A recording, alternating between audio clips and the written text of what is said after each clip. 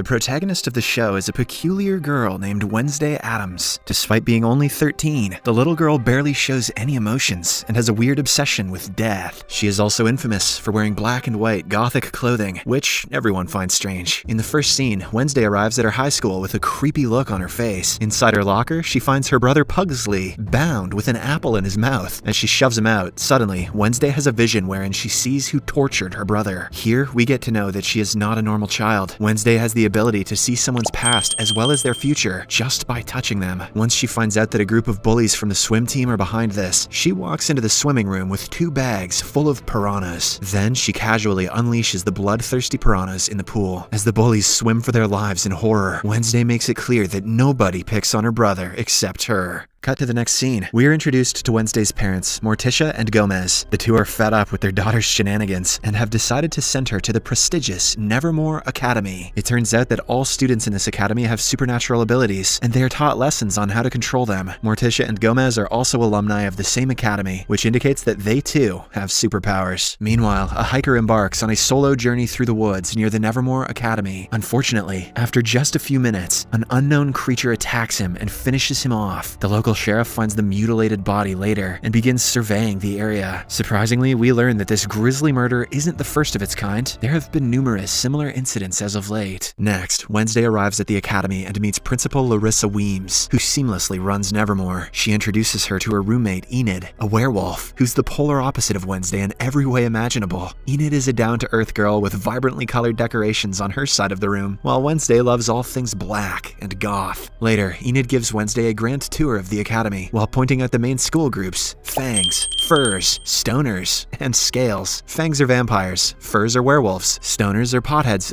gorgons with snakes on their heads, and scales are sirens who have the ability to manipulate people. Enid also shows her the most popular girl in school, Bianca Barclay, a gorgeous siren, and her ex-boyfriend Xavier Thorpe, a death artist who can transform his drawings into reality. Meanwhile, as the Addams family departs in their car, Gomez releases Thing, a chopped-off living hand. Thing is tasked with keeping watch over their daughter. The following day, Wednesday joins fencing class, where she is pitted against the impressive Bianca. After a bit of back and forth, the girls end up with equal points, so they decide to remove their masks and fight until someone draws blood first. Soon enough, a brutal battle erupts, with both of them matching each other stride for stride. However, at the end, Bianca ultimately emerges victorious when she slashes a small cut on Wednesday's cheek. Later, as Wednesday exits the infirmary after getting patched up, she is almost crushed to death by a falling stone gargoyle. Luckily, the death artist, Xavier, arrives just in time and pushes her out of the way. Shortly after, Wednesday returns to her room, but she suspects that someone is watching her. Hence, she searches the room and eventually finds the hand, Thing. Realizing that it's her parents' doing, Wednesday threatens the hand to be loyal to her, or else she will lock him up in a drawer. Terrified, Thing vows to be faithful. Due to Wednesday's piranha prank, she has to take mandatory therapy sessions. So, Principal Larissa drives her to her therapy session in Jericho, a small town outside of Nevermore. She meets her therapist, but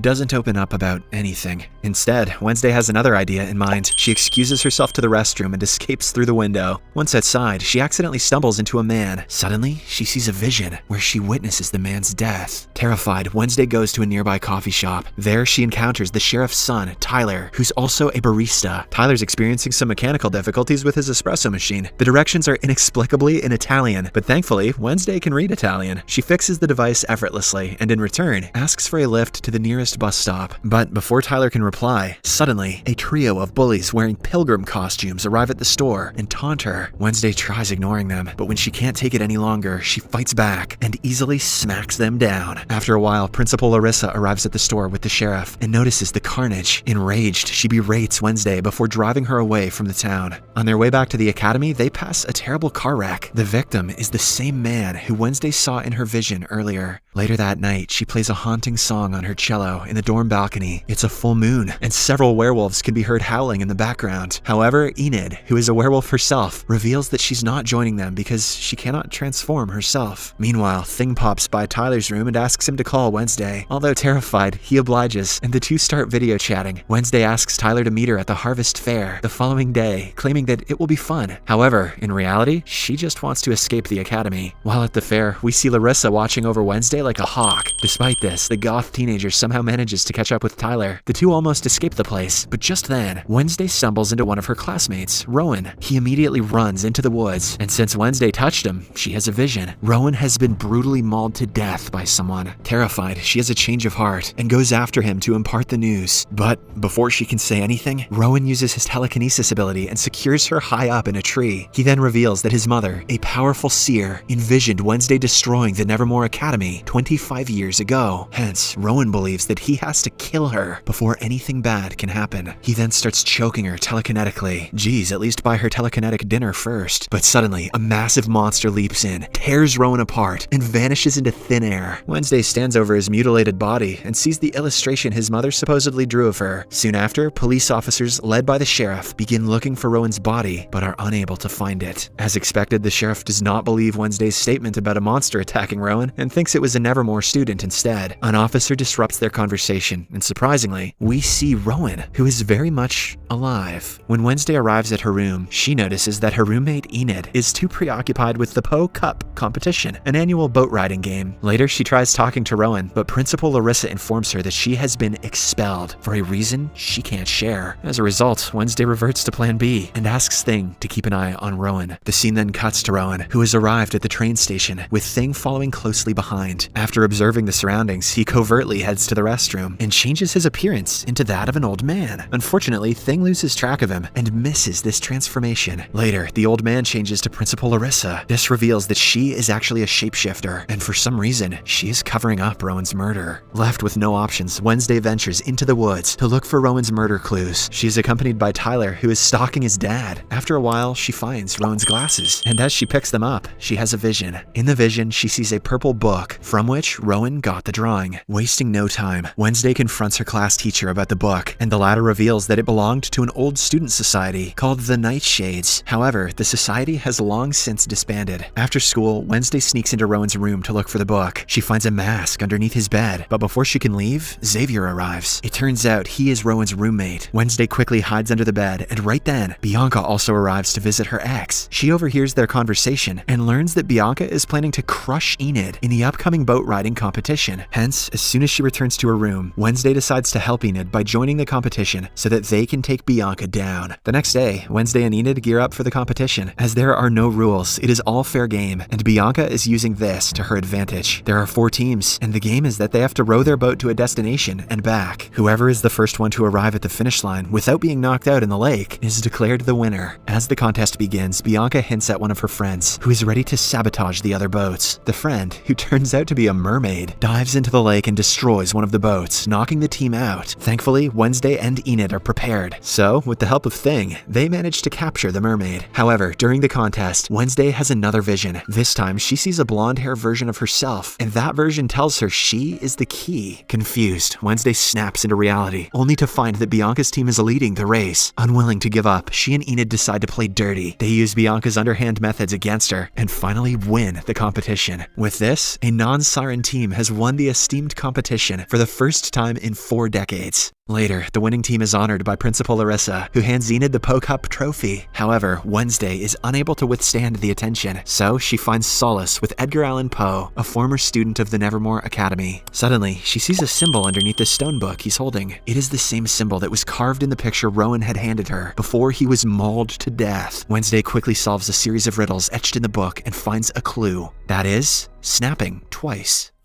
When she snaps twice, suddenly, a secret corridor opens, revealing a hidden chamber. If this academy had a beat poetry club, this portal would not be a secret. There, Wednesday successfully finds Rowan's book, from which he had torn the picture. She puts the book in her backpack, but before she can go further, someone thrusts a black sack over her head. Shortly after, when the sack is taken off, she finds herself surrounded by Bianca, Xavier, and a few more students, who are members of the Nightshades Club. Turns out, although the group was previously disbanded, Principal Larissa reinstated it secretly. Xavier urges Wednesday to join their group, but she straightaway refuses and walks away. In the next scene, we see Principal Larissa announcing the annual outreach day, where the Nevermore students will have to mingle with normal people, also known as normies, by working alongside them at their establishments. Once they arrive in town, Wednesday tells Xavier that his roommate might have been murdered. The latter doesn't think Rowan is dead because he was only expelled. Despite this, Wednesday shows him the picture Rowan's mother drew. Xavier takes a close look at it and reveals that the man in the picture is actually the founder of Jericho, Joseph Crackstone. A while later, Wednesday decides to volunteer in the Pilgrim World, the place that holds Jericho's history. There, she meets Eugene, a young boy she had befriended in the beekeeping club. The two immediately get to talking and start observing the surroundings. Soon, the students are approached by Miss Arlene, the caretaker of the Pilgrim World. She gives them a tour and talks about some of Joseph Crackstone's beloved artifacts. Wednesday asks more about the artifacts and learns that they have original farm tools, tableware, and even the family chamber pot. Ew. She wants to work there, but can't because it's being renovated. Instead, they're all going to work at the Ye Olde Fudgery to distribute fudge and cakes to the local tourists. Later, Wednesday, with the assistance of Eugene, sneaks into the Crackstone family chamber. She finds a painting of the old meeting house, which includes the girl from her vision. Shortly after, she also finds the book that the girl was carrying. However, when Wednesday notices that the pages are blank, she suspects it is a fake. Just then, the caretaker Arlene arrives and catches her. Wednesday asks about the original book, and Arlene hesitantly reveals that it was stolen